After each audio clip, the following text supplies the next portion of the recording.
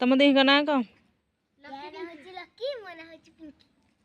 सत कथा कह तो मुह देखी कौतर पाठ पढ़ुस आज जगह यार मुह कर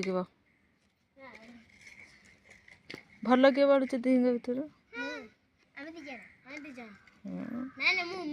आउ ताहले पचारि प्रश्न कहीदब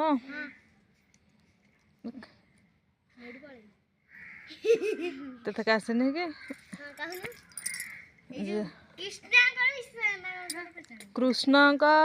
केतेटा जुग कहल कौन सत्य द्वितीय द्वापर हाँ आउ ये कृष्ण सत्य जुगर भगवान को अवतार नहीं थे